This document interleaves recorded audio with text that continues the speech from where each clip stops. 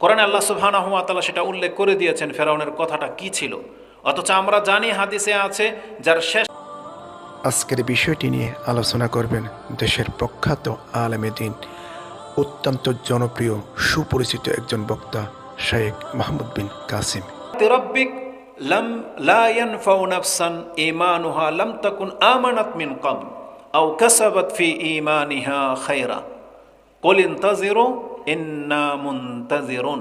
আল্লাহ সুবহানাহু ওয়া তাআলা রাসূলুল্লাহ সাল্লাল্লাহু আলাইহি সাল্লামকে বলতেছেন, যেই দিন তোমার রবের সেই নিদর্শন চলে আসবে, মানে মালাকুল মউত, সেই দিন কোনো উপকারে আসবে না ওই ব্যক্তির, যেই ব্যক্তি নতুন করে ঈমান আনতে চাইবে।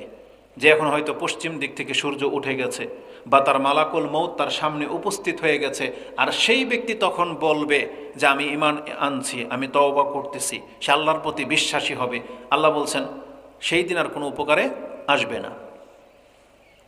আর যারা ঈমান নিয়ে বসে আছে সেই সময় সে কিছু ভালো কাজ করতে চাইবে মালাকুল মউত দেখে নিলে, কিন্তু আল্লাহ বলেছেন সেই সময় তার ভালো কাজও তার কোনো উপকারে আসবে না।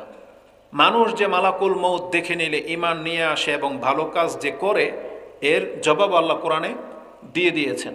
যেমন আমরা যারা মুসলিম, আমরা মালাকুল মউত উপস্থিত হলে কিছুটা সময় যে আল্লাহর কাছে চাইব, এটা আল্লাহ সুবহানাহু ওয়া তাআলা কোরআনে আমাদেরকে আগেই জানিয়ে দিয়েছেন যে তুমি চাইলেও তোমার সাথে কি অ্যান্সার করা হবে তুমি শোনো। যেটা আল্লাহ সুবহানাহু ওয়া তাআলা সূরা মুনাফিকুন ৬৩ নম্বর সূরার ৯ এবং ১০ নম্বর আয়াত আপনি দেখে নেন। সেখানে আল্লাহ সুবহানাহু ওয়া তাআলা বলেছেন প্রত্যেকটা মানুষের জন্য একটা নির্ধারিত সময় রয়েছে। ফাইজা জাআ আজালুহুম লা ইস্তাখিরুনা সাআতান ওয়া লা ইস্তাকদিমুন। আল্লাহ বলেছেন প্রত্যেকটা মানুষের যে সময়টা নির্ধারণ করা হয়েছে সেটা উপস্থিত হয়ে গেলে এক মুহূর্ত তার আগে তার কাছে আসবে না, আর এসে গেলে তার এক সেকেন্ডের জন্য তাকে ছাড়া হবে না।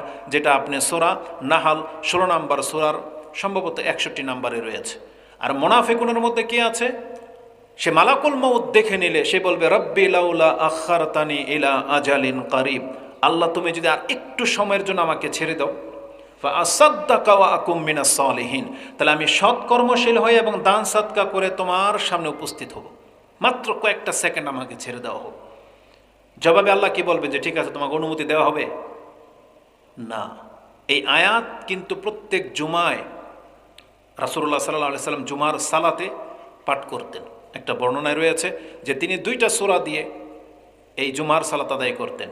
এক সূরা জুমা, আর দ্বিতীয় রাকাতে পড়তেন মুনাফিকুন। আরেকটা আছে সূরা আল আলা, তার পরের রাকাতে পড়তেন আল গাশিয়া।